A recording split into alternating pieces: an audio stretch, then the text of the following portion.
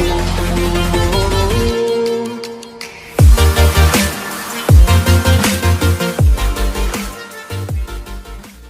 Guys, कैसे हैं आप लोग। आज हम लोग बात करने वाले हैं रिप्रोडक्शन इन ऑर्गेनिजम्स की। ठीक है, तो चलिए शुरू करते हैं आज का लेक्चर। तो आज का लेक्चर होगा रिप्रोडक्शन इन ऑर्गेनिजम्स। क्लियर है? तो हम लोग आज बात करेंगे रिप्रोडक्शन इन ऑर्गेनिज्म। रिप्रोडक्शन क्या है? तो रिप्रोडक्शन एक प्रोसेस है जिसमें ऑर्गेनिज्म क्या करता है, यंग वन प्रोड्यूस करता है। सिमिलर, अपने ही तरह एक यंग वन प्रोड्यूस करता है। मतलब अगर हम ह्यूमंस हैं तो हमारे जो यंग वंस होंगे वो क्या होंगे, वो भी ह्यूमंस होंगे। वैसे ही रिप्रोडक्शन एक ऐसा प्रोसेस है जिसमें हर एक प्रजाति, जितनी भी प्रजाति हैं, वो अपने ही जैसे सिमिलर यंग वंस, अपने बच्चों को जन्म देते हैं। ठीक है, वो है रिप्रोडक्शन। मतलब रिप्रोडक्शन अगर लिखे हम लोग तो क्या लिखेंगे, point, reproduction is a process. Reproduction is a process in which an organism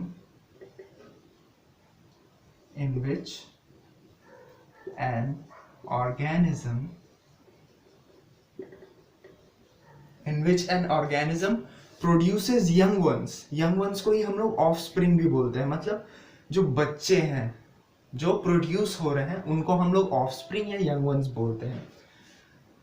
in which an organism produces young ones, इसको आप ऑफस्प्रिंग भी बोल सकते हो। क्लियर है? अब देखो, similar to itself, similar to itself. ठीक है, क्लियर है ये बात? मतलब एक ऐसा प्रोसेस जिसमें कोई भी ऑर्गेनिज्म उनके ही तरह दिखने वाले स्पीशीज को जन्म देते हैं। क्लियर? हाँ, अब देखो, रिप्रोडक्शन को इंपॉर्टेंट लाइफ प्रोसेस बोला जाता है। रिप्रोडक्शन को हम लोग इंपॉर्टेंट लाइफ प्रोसेस बोलते हैं। लेकिन लाइफ प्रोसेसेस क्या है? जो चीज हमें जिंदा रखने में मदद करती है, हाँ, जैसे ब्रीदिंग, एक्सक्रीशन, ये सब। लेकिन रिप्रोडक्शन क्या, बिना रिप्रोडक्शन के हम जिंदा नहीं रह सकते? रह सकते हैं। ठीक है, मगर हमारा जो स्पीशीज है, मान लो अगर लायन ले लेते हैं एज एग्जांपल, अगर लायन रिप्रोडक्शन करना बंद कर दे तो क्या होगा? लायंस कम हो जाएंगे, लायंस का पॉपुलेशन कम हो जाएगा।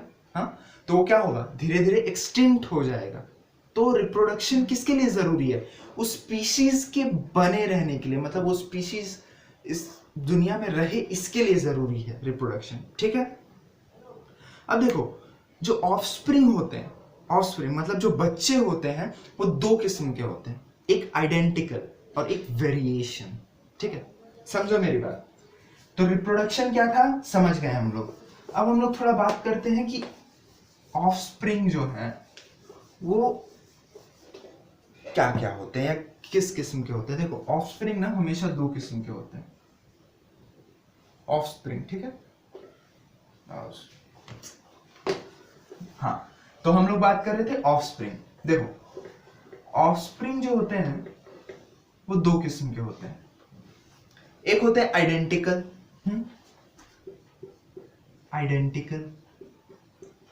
और एक होते हैं वेरिएशन। मतलब एक में हम लोग को आइडेंटिकल सेम दिखते हैं, जैसे अमीबा। आइडेंटिकल का एग्जांपल हमें क्या देखने को मिलता है? अमीबा। अमीबा में क्या होता है, अब देखना, अमीबा में हमेशा सेम चीज, मतलब जैसा एक अमीबा दिख रहा वैसी उससे जो दो प्रोड्यूस होंगे, एक अमीबा, इससे जो दो प्रोड्यूस होंगे अमीबा, वो भी ऐसे ही दिखेंगे। मतलब जो ऑफस्प्रिंग होगा उसमें कोई अंतर नहीं होगा। क्लियर है मेरी बात? हाँ, अब देखिए वेरिएशन में क्या है, हम ह्यूमंस, मतलब इसमें हमेशा वेरिएशंस, आपको वेरिएंट्स दिखेंगे, अलग अलग किस्म देखेंगे। जैसे ये अलग दिखता है, वो अलग दिखता है, उसका आंख अलग है, उसका नाक अलग है, उसका कान अलग है। ये चीज आपको देखने को मिलेगा वेरिएशन, ठीक है। तो वेरिएशन में क्या होता है, चेंजेस हमें देखने को मिलता है, क्लियर है। और जहां पर भी आपको चेंजेस दिखने को मिलेगा, क्लियर कर लो, वहां इवोल्यूशन का बहुत बड़ा रोल है, ठीक है। इसके बारे में हम लोग बाद में बात करेंगे किसी और चैप्टर में, जैसे इवोल्यूशन चैप्टर के बारे में जब हम बात करेंगे तब इसके बारे में और अच्छे से क्लियर से बात करेंगे, ठीक है। अब देखो रिप्रोडक्शन जो है वो और एक काम करता है, जनरेशन की कंटिन्यूटी में मदद करता है, मतलब जनरेशन आगे बढ़ाए रखने में मदद करता है रिप्रोडक्शन, क्लियर है मेरी बात। तो अभी तक हमने क्या क्या समझा, रिप्रोडक्शन क्या है, ऑफस्प्रिंग दो किस्म के, और रिप्रोडक्शन क्या मदद करता है, जनरेशन की कंटिन्यूटी में मदद करता है, क्लियर है। चलो अब आगे बात करते हैं रिप्रोडक्शन कितने टाइप्स के होते हैं। देखो रिप्रोडक्शन दो किस्म के होते हैं, एक असेक्सुअल और एक सेक्सुअल, ठीक। रिप्रोडक्शन दो किस्म के हो रहे हैं, असेक्सुअल और एक सेक्सुअल, क्लियर है। देखो असेक्सुअल किस्म को बोल रहे हैं, जो ऑफस्प्रिंग में हमने देखा था आइडेंटिकल, मतलब सिमिलर कॉपी, सिमिलर कॉपी मतलब जिसमें आइडेंटिकल हमें ऑफस्प्रिंग्स दिख रहे थे, वो असेक्सुअल से आते हैं, क्लियर है मेरी बात। मतलब जिसमें सिमिलर कॉपी दिखने को मिल रहा था, आइडेंटिकल जिसमें देखने को मिल रहा था, आइडेंटिकल या फिर सिमिलर कॉपी, क्लियर है मेरी बात। अब देखो वेरिएशन के बारे में जो हमने बात किया था वो हमें सेक्सुअल रिप्रोडक्शन से मिलता है, ठीक। जहां पर भी सेक्सुअल रिप्रोडक्शन होगा वहां पर हमें वेरिएशंस देखने को मिलेगा, क्लियर है। यहां हमें वेरिएशंस देखने को मिलता है। देखो वेरिएशन क्यों देखने को मिलता है, यहाँ पे दो पेरेंट्स का जरूरत होता है, ठीक है, मतलब एक मेल और एक फीमेल। तो जब दोनों पेरेंट्स का जरूरत होता है तो दोनों के गैमेट्स आके ये करते हैं, मिलते हैं, दोनों के गैमेट्स फ्यूज होते हैं, फ्यूजन के टाइम में क्या होता है, वेरिएशंस फॉर्म हो जाते हैं, क्लियर है। अब देखो रिप्रोडक्शन के दो टाइप्स हमने देख लिए। रिप्रोडक्शन के दो टाइप्स क्या क्या थे, सेक्सुअल असेक्सुअल। सेक्सुअल में हमें क्या देखने को मिलता है, सेक्सुअल में हमें देखने को मिलता है वेरिएशन, असेक्सुअल में क्या देखने को मिलता है, सिमिलर कॉपी, आइडेंटिकल, क्लियर है। अब देखो जब बर्थ होता है किसी का भी तो वो बर्थ से लेके डेथ तक, मतलब जब वो बच्चा है, बर्थ हुआ है, जब से उसका लाइफ स्टार्ट हुआ है, वहां से लेके डेथ तक, ये जो टाइम है जब तक उसका नेचुरल डेथ नहीं होता, मतलब एक नेचुरल डेथ होता है, हाँ एक ट्रेजिक डेथ होता है, ट्रेजिक डेथ को हम नहीं पकड़ते हैं, नेचुरल डेथ पकड़ते हैं, ठीक है। तो जो नेचुरल डेथ है, मतलब एक बच्चे का जन्म हुआ, वो नेचुरली जब तक मरा, इस टाइम पीरियड को हम लोग लाइफ स्पैन बोलते हैं, क्लियर है मेरी बात। हाँ लाइफ स्पैन किसको बोलते हैं, period from birth to natural death, ठीक है, उसको हम लोग क्या बोलते हैं, लाइफ स्पैन बोलते हैं। अब देखो एक पॉइंट देखो, जो यूनिसेलुलर ऑर्गेनिज्म होते हैं, यूनिसेलुलर ऑर्गेनिज्म में आप लोगों को देखने को मिलता होगा, मतलब यूनिसेलुलर ऑर्गेनिज्म का ना नेचुरल डेथ नहीं होता, वो क्या होता है, एक से दो बनते हैं, वही उनका डेथ है, ठीक है। क्लियर करो इस बात को। देखो पहला पॉइंट मैंने क्या बोला, the period from birth, the period from birth to natural death, natural death, the period from birth to natural death of an organism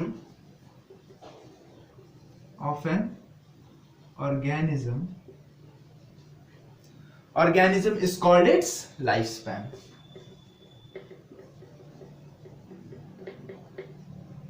is called its lifespan, clear है।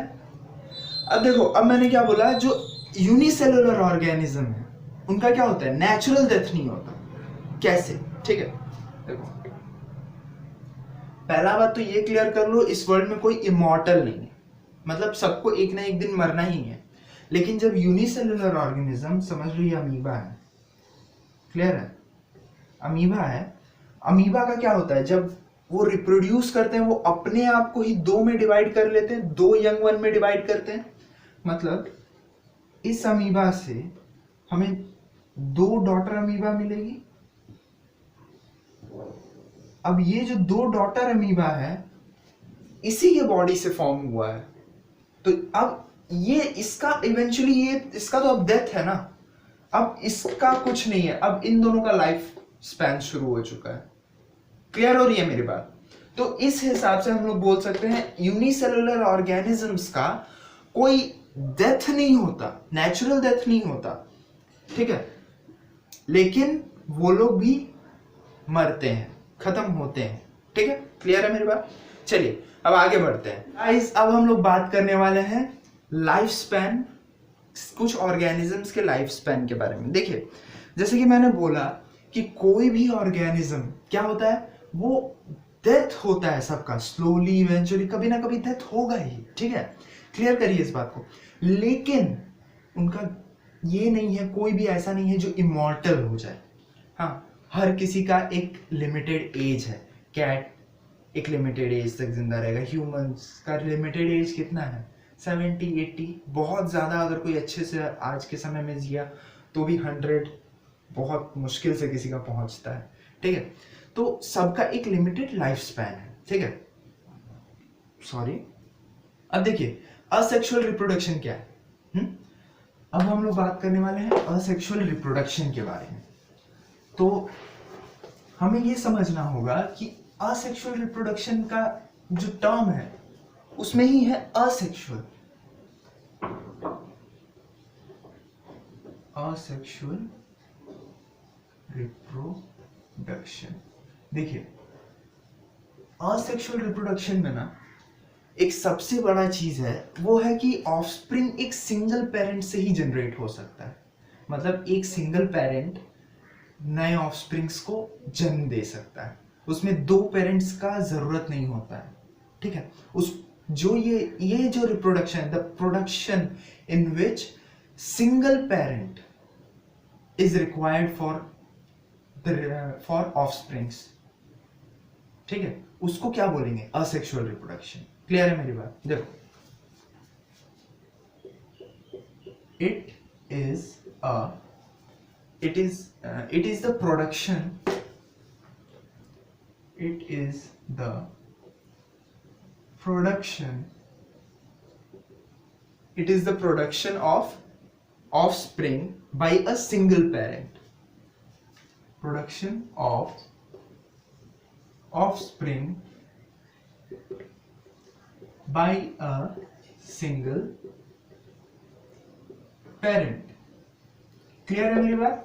हाँ, सिर्फ एक पेरेंट से जब ऑफस्प्रिंग हो रहे हैं उसको हम लोग बोल रहे हैं असेक्सुअल रिप्रोडक्शन, ठीक। अब देखिए जैसे ये सब कहाँ किस किस में देखने को मिलता है, यूनिसेलुलर ऑर्गेनिजम्स में, ठीक है, यूनिसेलुलर ऑर्गेनिजम्स में आपको ये देखने को मिल जाएगा। और किस में देखने को मिलेगा, ये सिंपल प्लांट्स में। किस में?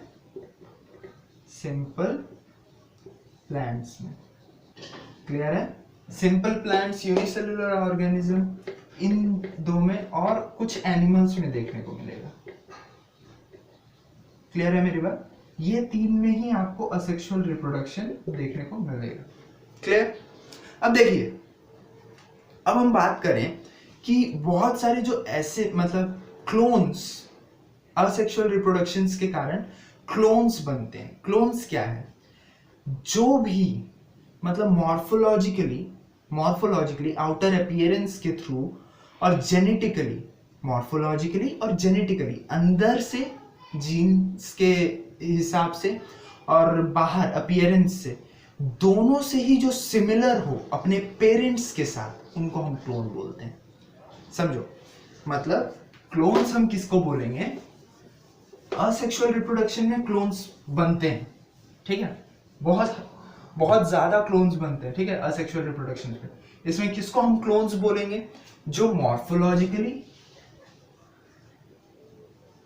मॉर्फोलॉजिकली और जेनेटिकली, जो मॉर्फोलॉजिकली और जेनेटिकली सिमिलर होंगे, किससे सिमिलर होंगे, जो लोग इन दोनों से सिमिलर होंगे, टू देयर पेरेंट्स, ठीक है, टू देयर पेरेंट्स। अब देखो जिसमें भी आपको ये चीज दिखेगा, मतलब वो मॉर्फोलॉजिकली और जेनेटिकली जब ये सिमिलैरिटी आपको दिखने को मिल रहा है कहीं में उनके पेरेंट्स के संग, मतलब वो समझो क्लोन्स हैं, ठीक है। ये क्लोन का डेफिनेशन है, क्लियर है मेरी बात? हाँ, अब समझो, तो अब हम लोग बात करने वाले हैं कि क्या कितने अलग अलग टाइप्स के असेक्सुअल रिप्रोडक्शंस हैं, कैसे हो सकते हैं, इसके बारे में हम लोग अब बात करेंगे, ठीक है। तो देखो पहला जो सबसे ज्यादा असेक्सुअल रिप्रोडक्शन में आप लोगों ने नाम सुना होगा या आप लोग समझेंगे जिसके बारे में, वो है फिजन। वो है फिजन, ठीक। फिजन जो वर्ड है, ये देखो आप, फिजन, इस वर्ड को एक्चुअल में इसका मतलब क्या होता है, फिजन का डिवाइडिंग, ठीक है। फिजन का मतलब होता है डिवाइड होना और फ्यूजन का मतलब होता है मिक्स होना। देखो फ्यूजन और फिजन, फ्यूजन का मतलब होता है मिक्स होना, ठीक है। क्लियर करो अपने अंदर इस बात को। और फिजन का मतलब होता है डिवाइड होना, क्लियर है, डिवाइड होना। अब देखो यहां क्या है, फिजन है, मतलब क्या हो रहा है, डिवाइड हो रहा है। इसमें क्या होता है, जो पेरेंट्स सेल होता है वो क्या होता है, डिवाइड होता है दो में या दो से ज्यादा में, ठीक है। मतलब एक पेरेंट सेल अपने आप को डिवाइड करके दो में कन्वर्ट कर सकता है या दो से बहुत ज्यादा नंबर्स में, ठीक है। अब देखो ये या तो दो देगा या बहुत सारे देगा, ये ऐसा नहीं कर सकता चार देंगे, ऐसा नहीं। या तो ये टू देगा, मतलब अपने आप को दो में कन्वर्ट कर पाएगा, नहीं तो बहुत सारे में, मतलब बहुत, क्लियर है मेरी बात? मेनी मतलब समझ लो 20 30, इस हिसाब से वो अपने आप को चेंज करेगा। ऐसी यही है फिजन, ठीक। अब देखो बाइनरी फिजन, फिजन का एक टाइप है बाइनरी फिजन। इसका अगर हम लोग डेफिनेशन देखें तो डेफिनेशन क्या है फिजन का, in this parent cell divides into two individuals, parent cell divides into two individuals, clear है। पेरेंट सेल किसमें, दो इंडिविजुअल्स में डिवाइड होगा। अगर इसका एग्जाम्पल हम देखने जाएं, इसको थोड़ा मिटा देते हैं, क्लियर लगेगा। हाँ चलो, तो इंडिविजुअल्स, अगर इसका एग्जाम्पल देखने जाएं, फिजन का एग्जाम्पल्स प्रोटिस्ट, मोनेरन्स, क्लियर है, protists and monerans। अब देखो ये इसी में होता है फिजन जो है ना, प्रोटिस्ट और मोनेरन्स में ही आपको ज्यादा देखने को मिलेगा, क्लियर। अब देखो बात करते हैं हम लोग किसकी, बाइनरी फिजन की। बाइनरी फिजन जो है ना, फिजन का एक टाइप है, ठीक। फिजन के टाइप में से एक है बाइनरी फिजन। अब देखो बाइनरी नाम से ही कुछ समझ में आ रहा है, बाइनरी दो। इस मैंने क्या बोला था फिजन में, वो अपने आप को दो में कन्वर्ट कर सकते हैं या बहुत ज्यादा नंबर्स में। हाँ, तो बाइनरी क्या है, ये अपने आप को दो में कन्वर्ट करता है। एग्जाम्पल इसका क्या है, देखो बाइनरी में क्या होता है, जो इंडिविजुअल होता है, it is the division of parent cell into two individual, it is the division of parent cell into two individuals, clear है मेरी बात? ये अपने आप को दो इंडिविजुअल में डिवाइड करता है। अब इसका एग्जाम्पल क्या है, इसका एग्जाम्पल है अमीबा। हाँ, अमीबा का मुझे डायग्राम दिखाने का जरूरत नहीं है मेरे हिसाब से, क्योंकि आप लोग बचपन से ही देखते हुए आ रहे हो कि एक अमीबा है वो 2 में डिवाइड हो जा रहा है। क्लियर है? तो अमीबा बाइनरी फ्यूजन का एग्जाम्पल है। हाँ, अब हम बात करते हैं transverse binary fusion. Transverse binary fusion क्या है? देखो, सिर्फ बाइनरी फ्यूजन के आगे ट्रांसवर्स लगा हुआ है। देखो यहां मैं लिख देता हूं ट्रांसवर्स।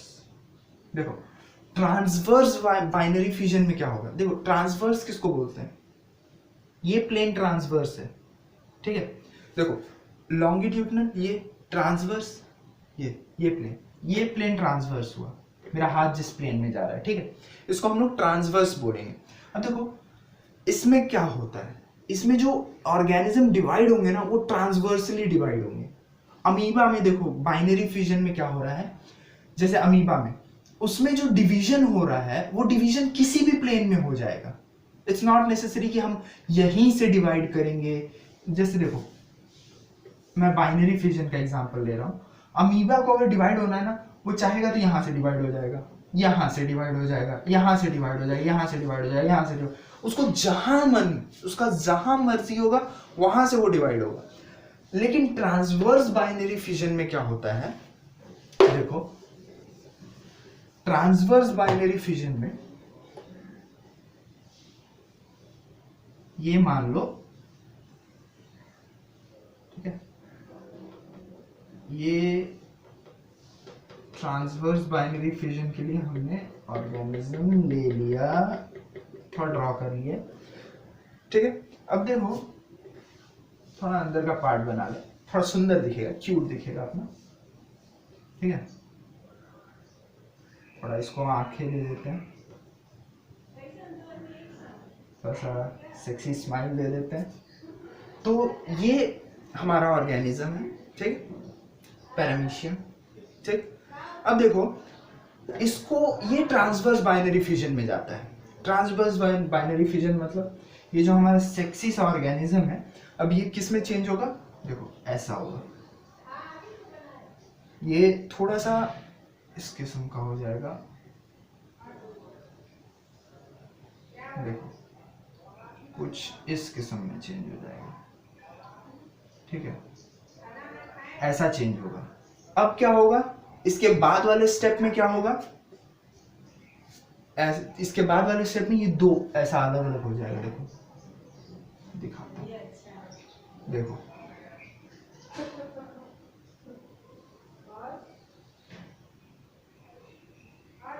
ऐसा, ये दो ऐसा दो सेक्सी ऑर्गेनिज्म में कन्वर्ट हो जाएगा। देख रहे हो ये चेंजेस? देखो इसका, ये जो हमारा पहला सेक्सी ऑर्गेनिज्म था ये ट्रांसवर्सली बाइनरी फ्यूजन में गया, देख रहे हो? क्लियर है? तो ये है ट्रांसवर्स बाइनरी फ्यूजन, मतलब ट्रांसवर्सली जो दो, एक पेरेंट सेल ट्रांसवर्सली अपने आप को डिवाइड करेगा दो ऑफस्प्रिंग में। क्लियर है? अब देखो इसका एग्जाम्पल क्या क्या है। अगर इसके एग्जाम्पल्स को देखने जाए तो इसका एग्जाम्पल पैरामीशियम, प्लेनेरिया, डायटम्स, हाँ, इन सब के बारे में क्लास 11 में हमने पढ़ा हुआ है, ठीक है।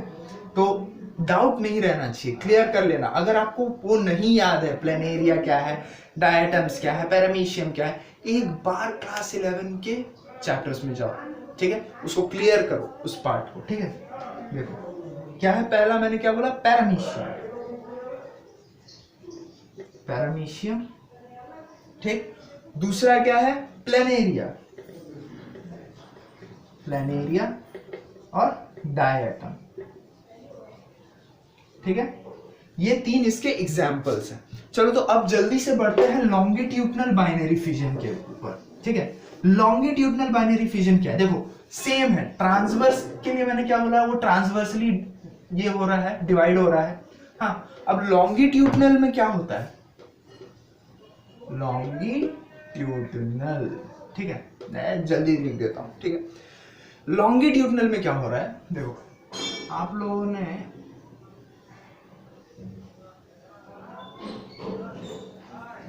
ठीक है, ये अब ये हमारा गुड लुकिंग सा ऑर्गेनिज्म है, ये हमारा गुड लुकिंग सा ऑर्गेनिज्म है, एकदम धांसू डैशिंग वाला। अब ये जाएगा लॉन्गिट्यूडनल बाइनरी फिजन में। कैसे जाएगा? हाँ, ये जो यूग्लिना है, डैशिंग चश्मा पहना हुआ सलमान खान, तो अब ये क्या जाने वाला है लॉन्गिट्यूडनल बाइनरी फिजन में। कैसे जाएगा? देखो, मैंने पहले क्या बोला, ट्रांसवर्स क्या है, ये प्लेन ट्रांसवर्स, लॉन्गिट्यूडनल अब ये ऐसे डिवाइड होगा, लॉन्गिट्यूडनली ये डिवाइड होगा। हाँ देखो इसको, तो ये कैसा दिखेगा, थोड़ा सा अजीबोगरीब दिखेगा, थोड़ी देर के लिए अपने रूप को ये खो देगा।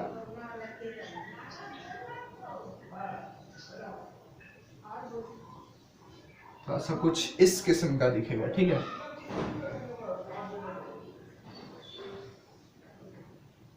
और इसके जो अंदर के, मान लो ये अंदर के जो मटेरियल्स है वो ऐसे कुछ होंगे, ठीक है, क्लियर है, कुछ ऐसा दिखेगा।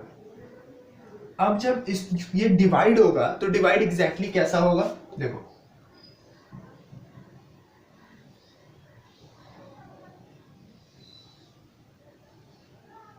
ऐसा डिवाइड होगा। तो जो हमारा सेक्सी सा यूग्लिना था वो ऐसे डिवाइड होता है, मतलब देखो ये क्या कर रहा है, देख रहे हो, उसके बाद ये अलग हो जाएगा, डिटैच हो जाएगा, ये लॉन्गिट्यूडनली डिवाइड हो रहा है। देखो पहले अपने आप को दो में किया, वो क्या कर रहा था, ट्रांसवर्सली अपने आप को अलग कर रहा था, ये क्या कर रहा है, लॉन्गिट्यूडनली अपने आप को अलग कर रहा है, दो में डिवाइड हो रहा है, लॉन्गिट्यूडनली डिवाइड हो रहा है। तो इसका एग्जाम्पल क्या है? इसका एग्जाम्पल है यूग्लिना। क्लियर? क्लियर है।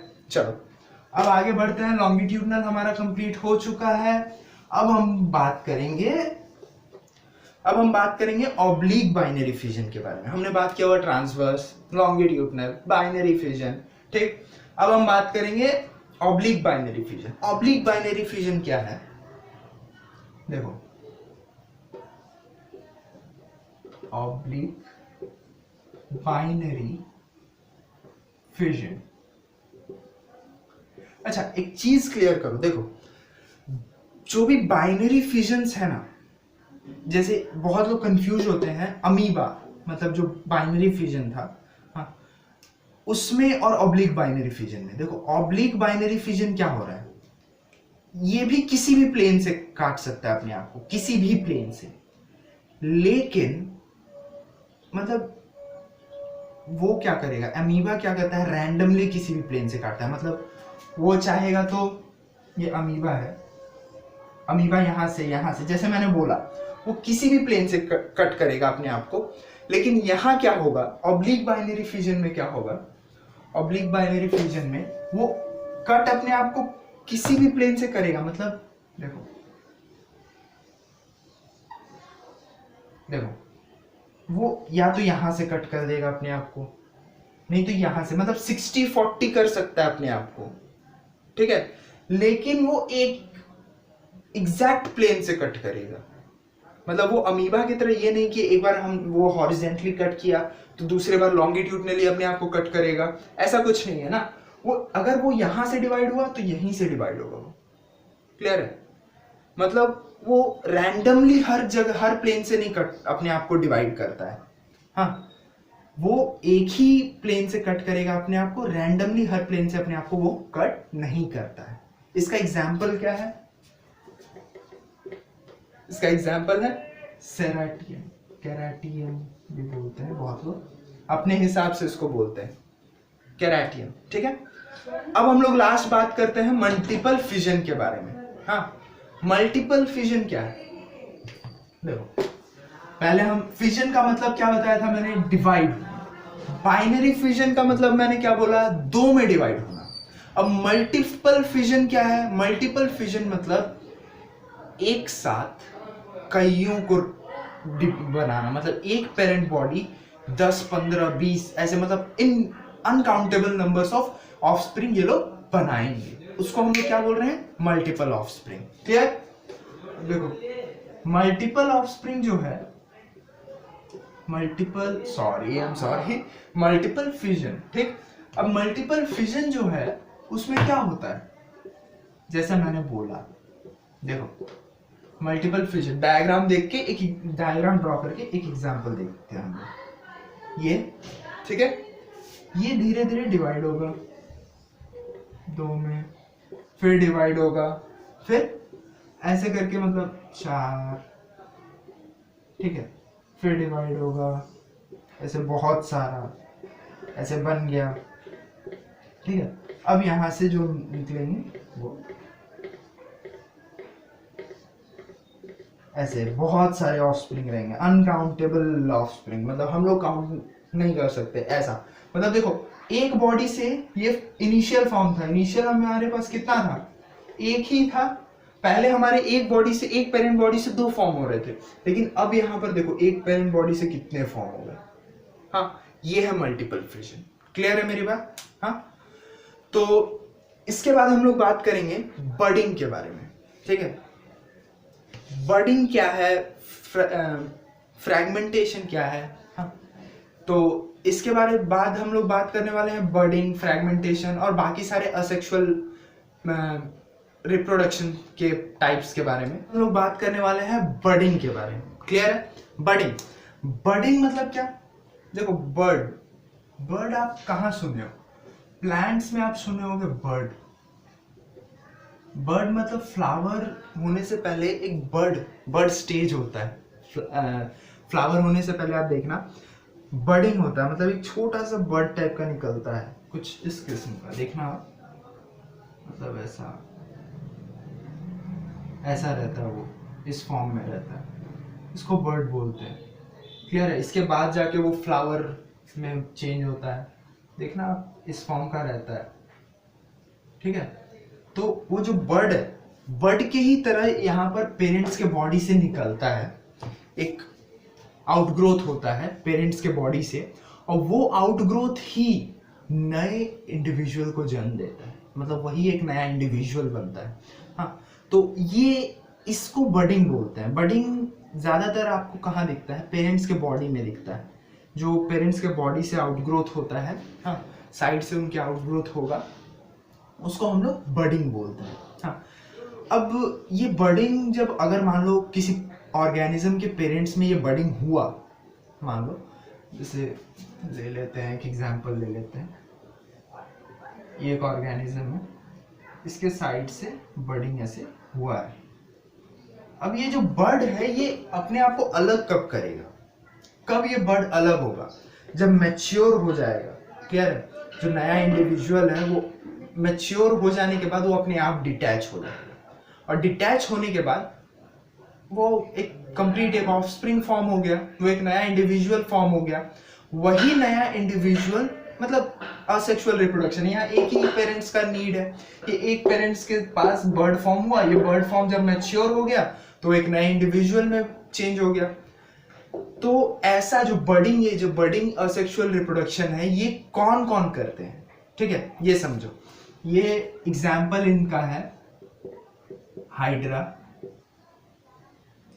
हाइड्रा, उसके बाद sponge, east etcetera, sponge, east, और भी बहुत है, ठीक है।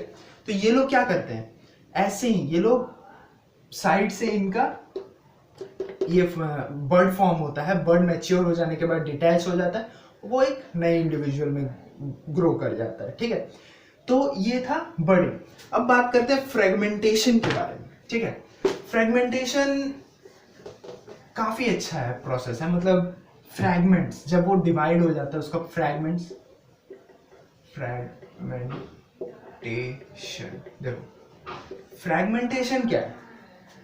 फ्रैगमेंटेशन आप देखोगे, जो ऑर्गेनिज्म का बॉडी है वो उसका कुछ पार्ट वो टूटेगा, और जो टूटा हुआ पार्ट है वो एक नए ऑर्गेनिज्म में ग्रो कर जाएगा। जैसे देखो, ये देखो, ध्यान से देखना ना,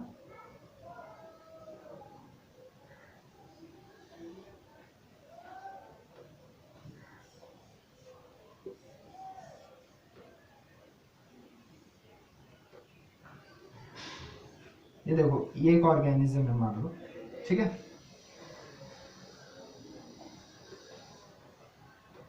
अब ये जो ऑर्गेनिज्म है मान लो ये पार्ट डिवाइड होके बाहर आया, अगर ये पार्ट डिवाइड होके बाहर आया ना, अलग हो गया इनसे, तो ये पार्ट फिर क्या करेगा पता है, अपने आप को फिर ग्रो करेगा, ये अपने आप को अब ग्रो करेगा। और सेम इसी के तरह एक और बन जाएगा। फ्रेगमेंटेशन यही है। देखो ये जो ऑर्गेनिज्म है, इसका कुछ पार्ट कट के अलग हो गया, मतलब वो अपने आप को तोड़ दिया, समझ रहे हो, ये इस ऑर्गेनिज्म ने अपने आप को दो पार्ट में तोड़ा, तो जो नया जो टूटा हुआ पार्ट है ना, वो अपने आप को फिर से पुराने के जैसा, मतलब पेरेंट्स के जैसा सेम ग्रो कर देगा। वो है फ्रेगमेंटेशन। क्लियर है मेरी बात? देखो क्या हो रहा है, यहाँ एक पेरेंट था, वो उसका एक फ्रैगमेंट, फ्रैगमेंटेशन, देखो फ्रैगमेंट मतलब क्या होता है, एक हिस्सा, एक पोर्शन उसका टूट के अलग हुआ। ये जो टूट के अलग हुआ वाला जो पोर्शन है, ये अपने आप को ग्रो करेगा सेम एज देयर पेरेंट, मतलब उनके पेरेंट का सेम डिट्टो कॉपी बनेगा और ग्रो हो जाएगा। ठीक है, अब इसका एग्जाम्पल जो है, जैसे ये स्पाइरोगायरा है, एग्जाम्पल स्पाइरोगायरा। ठीक है, फ्रैगमेंटेशन। हाँ, और एक चीज आप लोग ध्यान रखना, बहुत लोग फ्रैगमेंटेशन और रीजेनरेशन में बहुत ज्यादा कंफ्यूज हो जाते हैं। फ्रैगमेंटेशन अलग है, रीजेनरेशन अलग है। रीजेनरेशन क्या होता है, देखो जैसे रीजेनरेशन आपको देखने को मिलेगा लिजर्ड के टेल में। उसमें क्या होता है, टेल जब कट जाता है तो एक नया टेल आ जाता है, वो रीजेनरेशन है। लेकिन फ्रैगमेंटेशन क्या है, फ्रैगमेंटेशन मतलब अगर कोई पार्ट फ्रैगमेंट अलग हुआ तो वो एक नया इंडिविजुअल में बदल जाएगा। मतलब अगर मान लो लिजर्ड में अगर फ्रैगमेंटेशन होता नहीं है, मान लेते हैं, कंफ्यूजन क्लियर करने के लिए मानते हैं, अगर उसमें फ्रैगमेंटेशन हो तो पता है क्या होगा, उसका जो टेल कट के जो टेल अलग हुआ है ना, उस टेल से पूरा का पूरा लिजर्ड बन जाएगा, वो हुआ फ्रैगमेंटेशन। ठीक है, लेकिन यहाँ रीजनरेशन होता है, मतलब जो टेल कटा है लिजर्ड का, वहां उस कट मतलब उस लिजर्ड, ऐसे तो लिजर्ड ड्रॉ देखो ठीक ही, मान लो ये एक लिजर्ड है, ठीक है, मानना काफी मुश्किल है इसको लिजर्ड, लेकिन ठीक है। अब मान लो इस टेल को कट कर दिया गया, अब क्या होगा, यहां इस जगह पर, एग्जैक्ट इसी जगह पर क्या होगा, एक नया टेल आएगा ना, इसको बोलते हैं रीजेनरेशन। ठीक है, तो कभी भी रीजेनरेशन और फ्रैगमेंटेशन में कंफ्यूज नहीं होना। क्लियर, समझ में आया, मेरी बात क्लियर है? अब देखो, अब हम लोग जो बात करने वाले हैं वो बात करेंगे गैमे के बारे में। गैमे क्या है, गैमे हम लोग को मार्केंशिया में देखने को मिलता है। मार्केंशिया का नाम क्लास 11 में भी हमने सुना हुआ है, हाँ? और अब हम लोग बात करने वाले हैं किसके, गैमे के बारे में। गैमे क्या है, गैमे मतलब कोई भी एक, जो जैसे मार्केंशिया एग्जाम्पल मैंने बोला, एग्जाम्पल गैमे का क्या है, मार्केंशिया।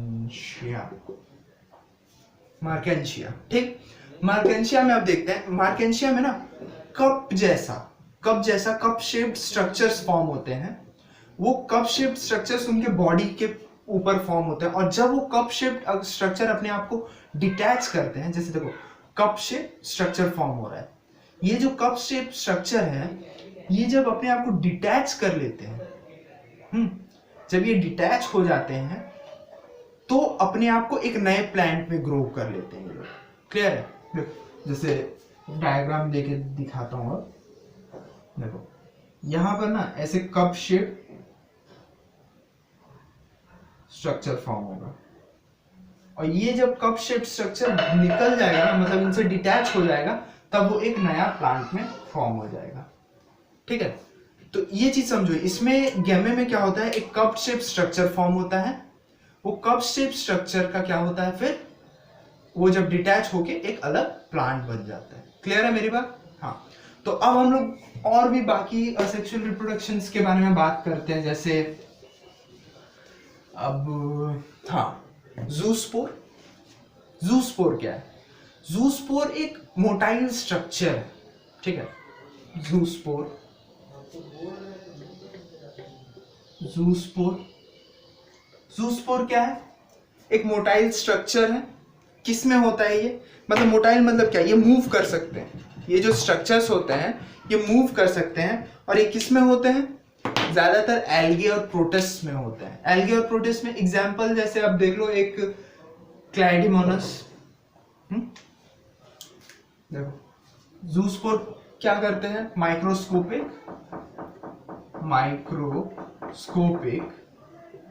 मोटाइल स्ट्रक्चर है।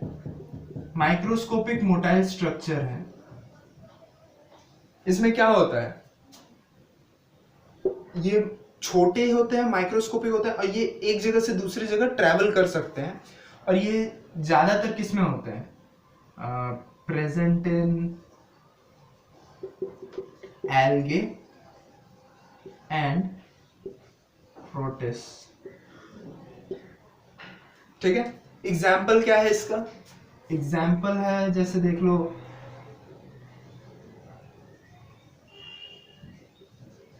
क्लाइडेमोनस। क्लियर है? अब देखो ज़ूस्पोर का ये हुआ, मतलब ज़ूस्पोर देखने में कुछ ऐसा होता है। हाँ, अब ज़ूस्पोर, अब हम लोग बात करने वाले हैं कोनिडिया के बारे में। ठीक है, देखो कोनिडिया क्या है? राउंड स्ट्रक्चर्स होता है, एक के ऊपर एक के ऊपर एक के ऊपर एक ऐसे फॉर्म होता है। देखो ऐसा कुछ। ठीक है, तो कोनिडिया में क्या होता है? कोनिडिया क्या बोला मैंने? Round structures. आपने जैसे देखा राउंड स्ट्रक्चर्स फॉर्म हुआ पड़ा है। देखो अब कोनिडिया में क्या है? कुछ ऐसा, देखो ये प्लांट है समझ लो, इसके ऊपर ना वैसे से राउंड राउंड फॉर्म होगा। राउंड राउंड राउंड राउंड ऐसे फॉर्म होता जाएगा होता जाएगा होता जाएगा। और एक टाइम आएगा मैच्योर होने के बाद जब ये लोग सब अलग हो जाएंगे, एक साथ सब अलग होंगे। हाँ, तो ये जो है ये है क्या? ये है कोनिडिया, मतलब ये राउंड राउंड स्ट्रक्चर्स, ये कोनिडिया। और ये जिसके ऊपर फॉर्म हो रहे हैं स्फीयर, कोनिडियोस्फीयर। हाँ, तो इसको कोनिडियोफेयर बोलते हैं। ठीक है, ये कोनिडियोफेयर है, ठीक। इसके ऊपर कोनिडिया फॉर्म होता है। जब कोनिडिया मतलब एक के ऊपर ऐसे राउंड राउंड स्ट्रक्चर्स फॉर्म होते जाएंगे, और जब ये मैच्योर हो जाएंगे क्या होंगे? एक साथ सब अलग हो जाएंगे, और अलग होने के बाद फिर ये एक नए इंडिविजुअल्स में ग्रो कर जाएंगे। फिर हम बात करते हैं गेम्यूल्स के बारे में। गेम्यूल्स हम लोग पढ़े हुए हैं क्लास 11 में भी। वो स्पॉन्जेस, एग्जाम्पल स्पॉन्जेस में होता है गेम्यूल्स। देखो गेम्यूल्स कुछ ऐसा होता है देखने में। क्लियर है? अब गेम्यूल्स जो है ये हमें देखने को मिलता है स्पॉन्ज में।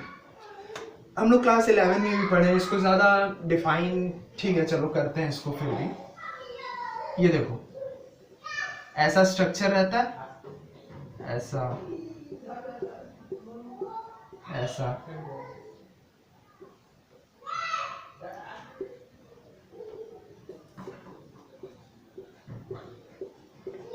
ऐसा, इसके बीच में ऐसा कुछ रहता है।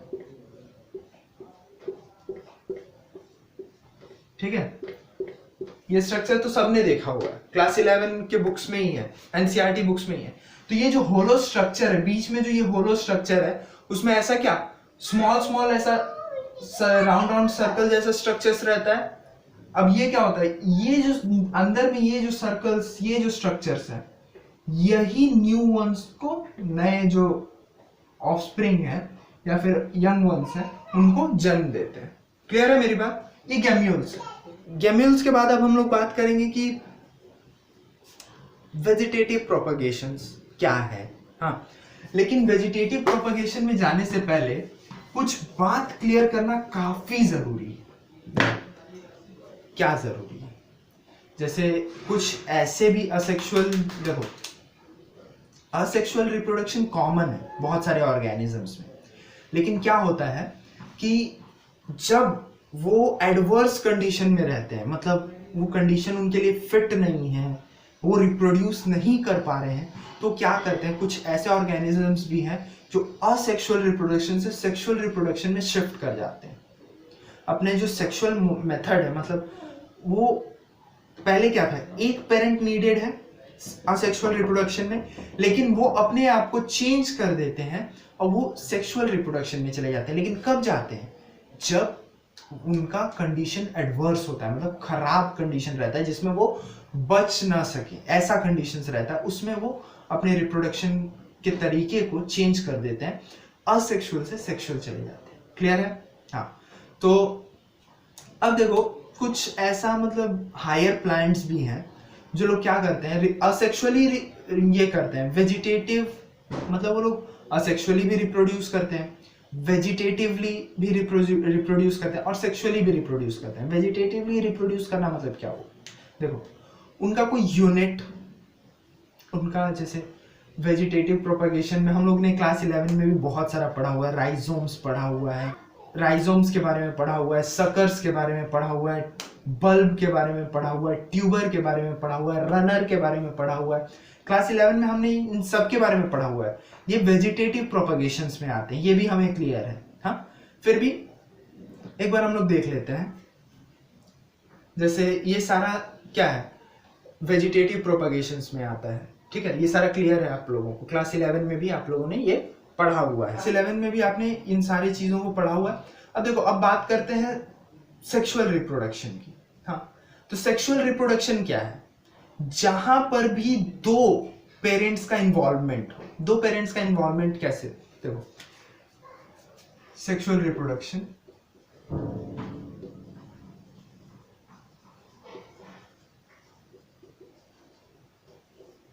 अब देखो समझो, जिसमें भी एक मेल और एक फीमेल, दो गैमेट का जरूरत हो, हाँ, एक इंडिविजुअल के लिए, हाँ, मतलब दो ऑपोजिट सेक्स का जरूरत हो एक इंडिविजुअल को प्रोड्यूस करने के लिए, उसको हम लोग सेक्सुअल रिप्रोडक्शन बोलते हैं। ठीक है, इसमें नेसेसरी है दो पेरेंट्स का, ये याद रखना।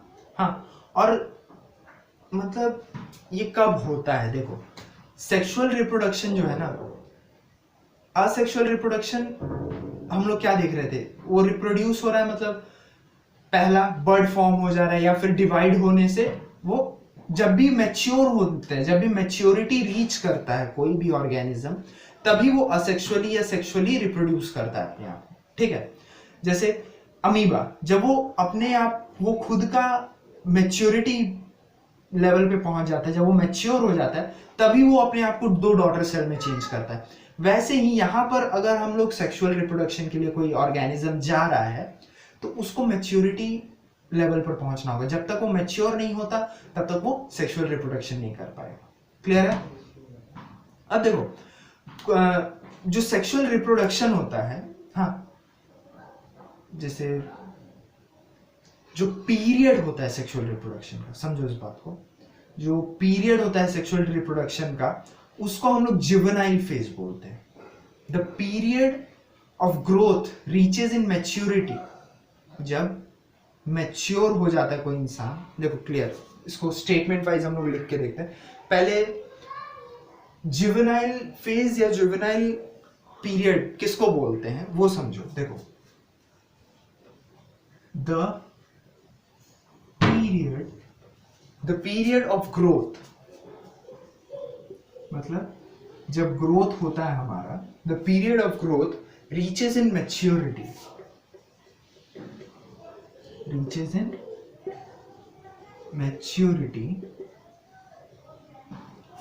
maturity for sexual reproduction is called the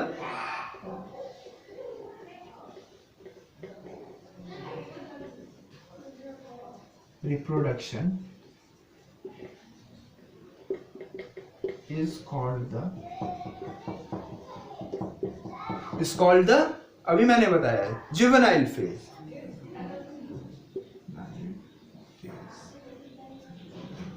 ठीक है, जुवेनाइल फेज। अब देखो मतलब क्या बैठ रहा है जुवेनाइल फेज का, जब कोई भी ऑर्गेनिज्म सेक्सुअल रिप्रोडक्शन के मैच्योरिटी पे पहुंच जाता है कि हाँ अब वो सेक्सुअल रिप्रोडक्शन कर सकता है, तो उस फेज को हम लोग क्या बोलते हैं, जुवेनाइल फेज बोलते हैं। ठीक है, अब देखो जो एनिमल्स होते हैं, जो भी एनिमल्स होते हैं वो क्या करते हैं, मॉर्फोलॉजिकली फिजियोलॉजिकली उनका चेंज होता है जब तक वो जुवेनाइल फेज पर नहीं पहुंच जाते। मतलब देखो ह्यूमंस का एग्जांपल ले लेते हैं, ठीक है। तो वो बचपन से मैच्योर होने तक, मतलब 18-19 होने तक उनका देखते हो चेंज होता रहता है। तो जो चेंज होता है इस एक फिजियोलॉजिकली भी चेंज होता रहता है, एक मॉर्फोलॉजिकली मतलब आउटर अपीयरेंस में भी चेंज होता है, फिजियोलॉजिकली भी चेंज होता है, कुछ हड्डी बड़े होते हैं कुछ छोटे होते हैं, ऐसे करके फिजियोलॉजिकली भी चेंज होता है, ठीक है। अब देखो आप अगर देखोगे ध्यान से तो जो ओरिजिन है किसी भी सेक्सुअल रिप्रोडक्शन में, जो ओरिजिन है वो सबका सेम रहता है, एम्ब्रियो फॉर्म। और धीरे धीरे जब वो जुवेनाइल फेज में जाते हैं तब वो चेंज हो जाते हैं। एक ग्रास होपर का भी सेम है, ठीक है, एक ह्यूमन का भी सेम है, ग्रास होपर का भी सेम है, हाँ, और एक प्लांट का भी। जब वो एम्ब्रियो फॉर्म में रहते हैं तब तकरीबन सेम रहते हैं। देखो प्लांट सेम है, ये ग्रास होपर सेम है, ह्यूमन सेम है, लेकिन जब ये मैच्योर होते हैं, ठीक है, तब इनका अलग हो जाते हैं। देखो ये तब क्या हो रहा है, ये अलग हो गए हैं ना, वही ये चीज देखना है। जुवेनाइल फेज पहुंचते पहुंचते बहुत ज्यादा चेंजेस आ जाता है हर किसी के अंदर। देखो जो जुवेनाइल फेज है तो उसको प्लांट्स में क्या बोलेंगे, प्लांट्स में उसको वेजिटेटिव फेज बोलते हैं। मतलब वेजिटेटिव फेज में वो लोग सेक्सुअल रिप्रोडक्शन कर पाते हैं। क्लियर है। अब देखो वेजिटेटिव फेज के बारे में अगर हम लोग बात कर ही रहे हैं तो हमें तीन चीज के बारे में बात करना पड़ता है। तीन चीज मतलब जैसे एनुअल, पेरेनियल और बाइनियल। क्या बोला कि प्लांट में जो फेज होता है, जुवेनाइल फेज होता है, उसको क्या बोल रहे हैं, वेजिटेटिव फेज बोल रहे हैं। तो जो वेजिटेटिव फेज है, हाँ, तो वेजिटेटिव फेज में ना तीन अलग अलग टाइप्स भी होते हैं, जैसे एनुअल, पेरेनियल, बाइनियल। मतलब ये प्लांट्स है जो, मतलब समझो इस बात को, एनुअल इसमें क्या होता है, पेरेनियल में क्या होता है, बाइनियल में क्या होता है। देखो इस चीज को, देखो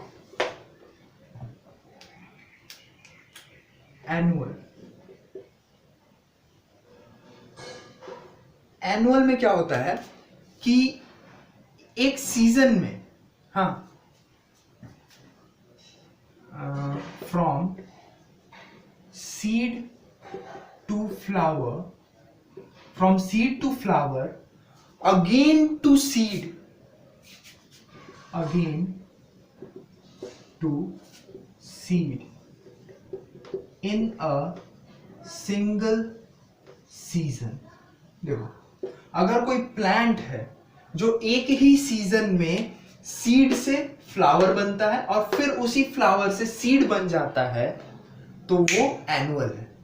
मतलब उसका जो वेजिटेटिव फेज है, देखो वेजिटेटिव से सेनेसेंट फेज किसको बोलते हैं, जो बुढ़ापे का फेज होता है उसको हम लोग क्या बोलते हैं, सेनेसेंट फेज।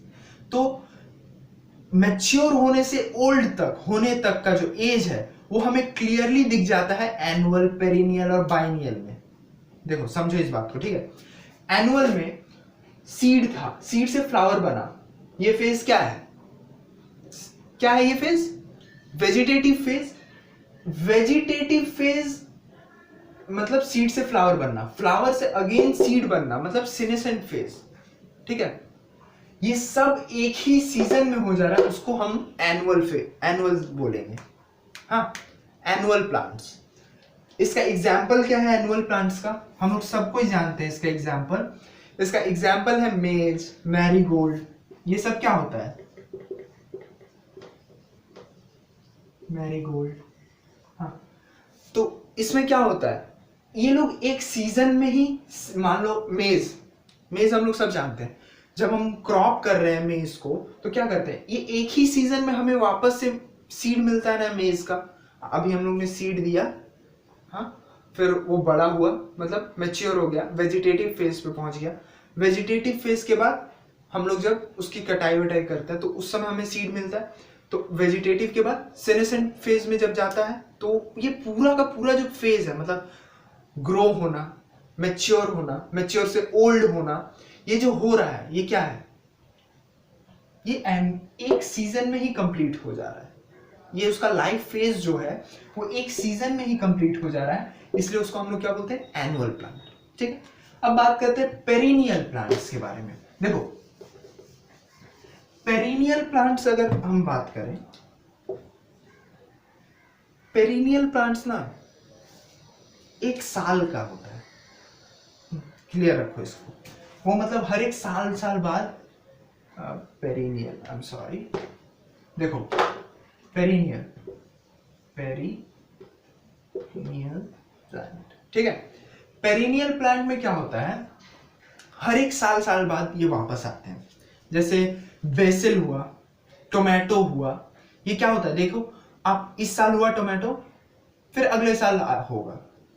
हाँ, ये मतलब हर एक साल बाद ये वापस आते हैं, इसको बोलते हैं हम लोग पेरिनियल। जैसे तुलसी, आपके घर में जो तुलसी है वो क्या होता है, एक साल रहा, फिर अगले साल फिर वो वापस आएगा, मतलब उसका वेजिटेटिव, वो सेनेसेंट फेज में गया, मतलब पूरे पत्ते झड़ गए या कुछ हो गया, उसके बाद फिर अगले साल वापस से वो फिर ये करेगा, ब्लॉसम करेगा, फूल देगा। फिर आप देखना टोमेटो के प्लांट में भी यही होता है, एक फेज होता है उनके, उस पूरे साल के फेज में वो टोमेटो होगा, उसके बाद फिर वो उस प्लांट में टोमेटो नहीं होगा, फिर अगले साल फिर से उसी समय में फिर टोमेटो होगा। ठीक है, इसको ऐसे प्लांट्स को हम क्या बोलते हैं, पेरिनियल प्लांट्स। और इसका एग्जांपल क्या है पेरिनियल प्लांट का, मैंने अभी बताया, बेसिल ले लो, टोमेटो ले लो, क्लियर है, ये पेरिनियल प्लांट्स है। अब बात करते हैं बाइनियल प्लांट के बारे में। देखो बाइनियल प्लांट को ना 2 साल लगता है, it requires 2 years to complete their life cycle from seed to plant and again back to seed. देखो हमने जो तीनों बात किया हुआ अभी, मतलब पहले हमने क्या बात किया, एनुअल, पेरिनियल और बाइनियल। ठीक, अभी जो हम बात कर रहे हैं बाइनियल का,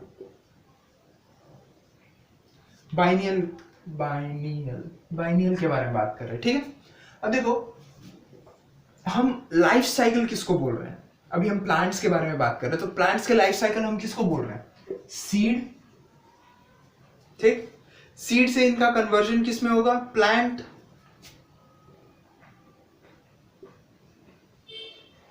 और प्लांट से फिर सीड, यही इनका लाइफ साइकिल है। इनका लाइफ स्टार्ट हो रहा है सीड से, प्लांट पे ये मैच्योर हो रहे हैं प्लांट, और फिर ये बन रहे हैं सीड। ये जब हो रहा है ना, ये इनका लाइफ साइकिल है। तो एनुअल में क्या हो रहा था, एक सीजन में ही ये पूरा साइकिल कंप्लीट हो जा रहा था। पेरिनियल में क्या हो रहा था, एक साल में हो रहा था ये सीजन, फिर अगले साल फिर हो रहा था, मतलब उनको एक कंप्लीट एक ईयर लग रहा था ये सीजन, ये लाइफ साइकिल कंप्लीट करने के लिए। और बाइनियल में क्या होता है, इनको 2 साल लगता है, इस साइकिल को कंप्लीट करने के लिए इनको 2 साल लगता है। मतलब कैरेट, रेडिश, फॉक्सग्लोव, हाँ ये कुछ एग्जांपल्स हैं। इन सबको आप जब देखोगे तो इनका जो लाइफ साइकिल है ये क्या होता है, 2 साल में इनको कंप्लीट होता है, प्लांट से फिर सीड बनते हैं, सीड से फिर प्लांट बनते हैं। तो ये जो पूरा है ना, ये 2 साल इनको ये लाइफ साइकिल को कंप्लीट करने में लगता है। क्लियर हो मेरी बात?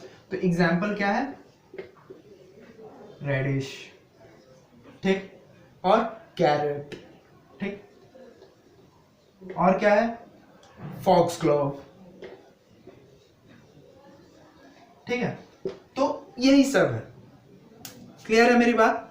बाइनियल, एनुअल, पेरिनियल, ये तीनों क्लियर है अब आप लोगों को? अब देखो बाइनियल, पेरिनियल, एनुअल ये तो हमने कर लिया। अब कुछ प्लांट्स ऐसे भी होते हैं ना जिनका फ्लावरिंग अनयूजुअल होता है, वो उनका जो फ्लावरिंग होता है वो अलग अलग के हिसाब से होता है। जैसे बैम्बू, वो 50 से 100 साल का उनका लाइफ टाइम होता है, और वो अपने पूरे लाइफ टाइम में एक ही बार फ्लावर करते हैं, मतलब एक ही बार वो फ्लावर अपने पूरे लाइफ में देते हैं, और देने के बाद मतलब बहुत ज्यादा फ्लावर्स रहेगा, मतलब बहुत ज्यादा फ्रूट्स वो देंगे, और फ्रूट्स देने के बाद वो मर जाते हैं। मतलब एक बैम्बू का प्लांट है, वो प्लांट का लाइफ साइकिल 50 to 100 ईयर्स तक का होता है, ठीक है। ये 50 to 100 ईयर्स में वो एक ही बार फ्रूट्स देंगे, और फ्रूट्स देने के बाद वो मर जाते हैं। तो ये कुछ अनयूजुअल फ्लावरिंग्स हैं, ये कुछ ऐसे प्लांट्स हैं जिनका फ्लावरिंग ये बाइनियल, एनुअल, पेरिनियल इसमें नहीं पड़ता है। फिर एक आपको एग्जाम्पल मिलेगा स्ट्रोबिलांथस कुंथियाना, स्ट्रोबिलांथस कुंथियाना। इनके फ्लावर्स 12 साल बाद होते हैं, हर 12 इयर्स के बाद होते हैं। इनका फ्लावरिंग हर 12 इयर्स के बाद होता है, ठीक है। तो ये सब कुछ एक्सेप्शन प्लांट्स हैं जो एनुअल, पेरिनियल, बाइनियल इसमें नहीं आते हैं, ठीक है। अब देखिए, अब हम बात करते हैं बर्ड्स, ठीक है। अब देखो, बर्ड्स जो होते हैं, बर्ड्स क्या करते हैं, एग देते हैं। तो एग जो होता है वो सीजनली होता है, क्लियर है मेरी बात। प्लांट्स पे हमने बात किया सेक्सुअल रिप्रोडक्शन के, हाँ, कि उनका जो वेजिटेटिव फेज होता है, वो वेजिटेटिव फेज में सीड से फिर प्लांट से फिर सीड कन्वर्ट होता है, हाँ। वो वेजिटेटिव फेज में उनका 3 होता है, पेरिनियल, एनुअल, बाइनियल, हाँ। कुछ अनयूजुअल भी होते हैं फ्लावरिंग्स, हाँ। इसके बारे में बात किया कि मतलब उनका जो सेक्सुअल रिप्रोडक्शन करने का जो तरीका है, हाँ, वो कैसा होता है। एक साल में, एक सीजन में ही कंप्लीट हो जाता है किसी किसी प्लांट्स का सेक्सुअल रिप्रोडक्शन, किसी प्लांट्स का सेक्सुअल रिप्रोडक्शन 1 साल लगता है कंप्लीट होने में, किसी प्लांट्स को सेक्सुअल रिप्रोडक्शन कंप्लीट करने में 2 साल लगता है, हाँ। लेकिन अब देखो, हम एनिमल्स की अगर बात करें तो इसमें क्या होता है, कुछ ऐसे होते हैं जिनका सीजनली कुछ होते हैं, ठीक है। मतलब एक सीजन में ही वो लोग ये कर पाएंगे, ब्रीडिंग कर पाएंगे, यंग वंस को जन्म दे पाएंगे, एक सीजन में ही होता है वो। और कुछ ऐसा होता है जो कंटिन्यूअस ब्रीडर होते हैं, वो जब चाहे तब ब्रीड कर सकते हैं, जब चाहे तब यंग वंस को जन्म दे सकते हैं। हम ह्यूमंस उसमें आते हैं, कंटिन्यूअस ब्रीडर में आते हैं, ठीक है। अब देखो, मैंने क्या बोला, 2 डिफरेंट टाइप का साइकिल है वुमेन्स में, मतलब जो फीमेल होते हैं। मैंने क्या बोला, 2 ऑपोजिट सेक्स का जरूरत होता है सेक्सुअल रिप्रोडक्शन में, हाँ। एक मेल होगा ऑब्वियसली और एक फीमेल होगा। तो जो फीमेल होता है ना, उसमें दो अलग अलग किस्म के साइकिल्स चलते हैं उनके अंदर, हाँ। ये देखो, ये चीज समझो, सेक्सुअल रिप्रोडक्शन में जो फीमेल्स होते हैं उनमें 2 साइकिल्स ऑकर होते हैं, सीजनल ब्रीडर और कंटिन्यूअस ब्रीडर्स में। देखो, पहला एक है ऑस्ट्रस साइकिल, दूसरा है मेंस्ट्रुअल साइकिल, ठीक है। देखो, 2 cycles are there in females, which makes them seasonal or continuous breeder. 2 cycles are there which makes them seasonal or continuous breeder. Clear है मेरी बात? 2 ही साइकिल है। पहला क्या है, मेंस्ट्रुअल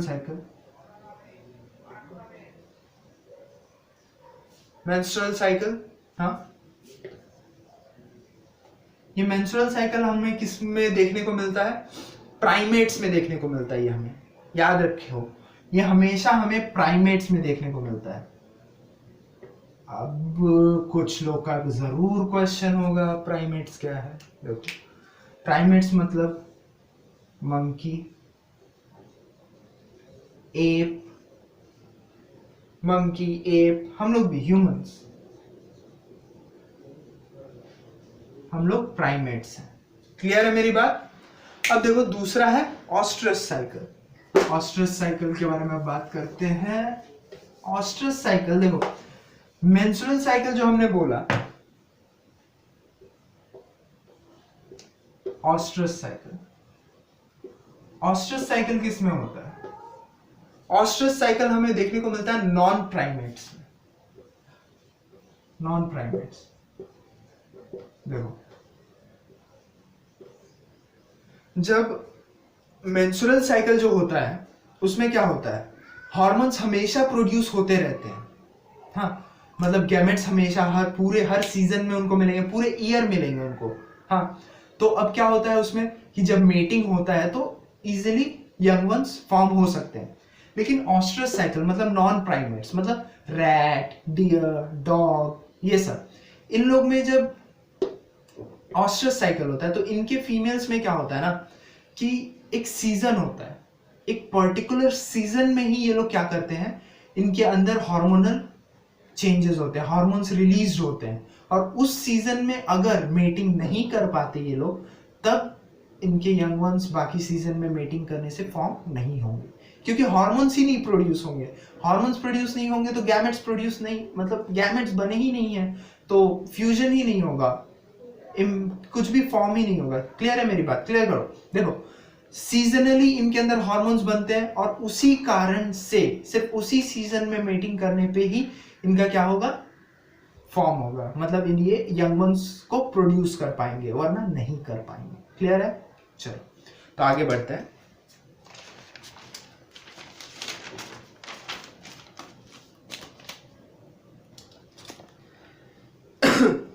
तो इसके मतलब ऑस्ट्रस साइकिल और मेंस्ट्रुअल साइकिल के बेसिस पे हम लोग दो तरीके के ब्रीडर्स को जानते हैं, ठीक है। पहला सीजनल ब्रीडर, हाँ, और दूसरा कंटिन्यूअस ब्रीडर। देखो, सीजनल ब्रीडर और कंटिन्यूअस ब्रीडर क्या है वो अब समझते हैं, ठीक है। ऑस्ट्रस साइकिल और मेंस्ट्रुअल साइकिल मेरे हिसाब से सबको क्लियर है? गुड। चलो तो अब आगे बढ़ते हैं। सीजनल ब्रीडर और कंटिन्यूअस ब्रीडर।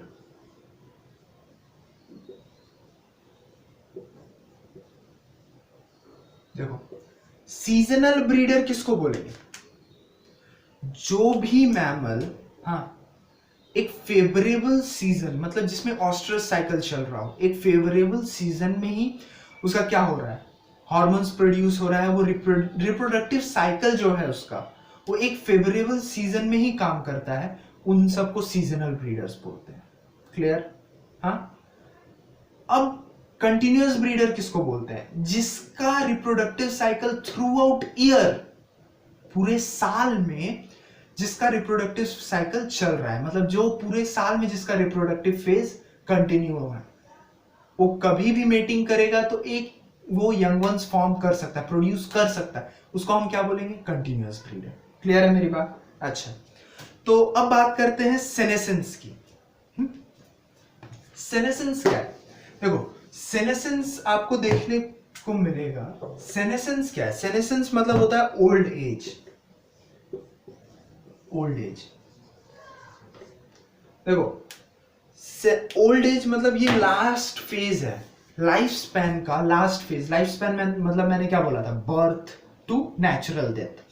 तो जो डेथ है ना, ओल्ड एज, उसको सेनेसेंस फेज बोलते हैं, या सेनेसेंस पीरियड बोलते हैं, या सेनेसेंस बोलते हैं, ठीक है।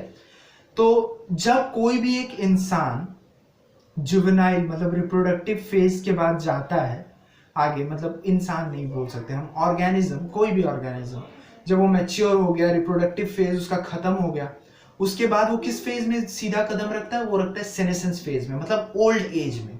अब वो बूढ़ा हो चुका है, हाँ, अब उसकी डेथ करीब है, वो सेनेसेंस फेज है, मतलब डेथ के पहले वाला phase senescence phase, old age. हाँ, देखो, क्लियर करो इस बात को। सेनेसेंस मतलब जब बूढ़े हो जा रहे हैं हम लोग, हाँ, बूढ़े हो जाने के समय को, कोई भी ऑर्गेनिज्म जब बूढ़ा हो जा रहा है, उस फेज को, उसको सेनेसेंस फेज बोल रहे हैं, जस्ट बिफोर डेथ। क्लियर है? चलो, तो आज का लेक्चर हम यहीं खत्म करेंगे, फिर मिलते हैं नेक्स्ट लेक्चर में। हाँ, उसमें हम आगे और बाकी कैसे रिप्रोडक्शंस हो रहे हैं उसके बारे में बात करेंगे। चलो, तो फिर all the best, take care, stay home, stay safe, all the best.